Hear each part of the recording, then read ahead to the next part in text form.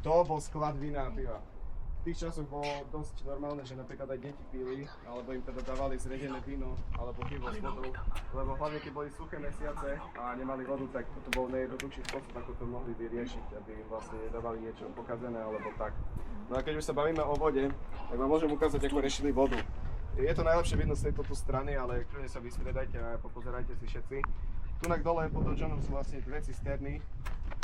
A takto riešili vodu, keďže sme na sopečnom povrchu nemohli si tu vykopať žiadnu studňu, lebo tu vlastne žiadna podzemná voda netečie. Tak vodu riešili tak, že ako boli aj na 3D modeli som ukazoval, aj vlastne tu boli budovy, ktoré mali na sebe rinvy, do tých riniev sa zbierala dažďová voda. Tá sa potom vlievala do tej ľavej cisterny, do tej obdĺžnikovej cisterny, kde sa filtrovala pomocou piesku. Bola urobená taká diera a diere vlastne, tie diere boli také riešky, ktoré sú skladané a potom tá voda vlastne prelievala sa do tej pravej cisterny,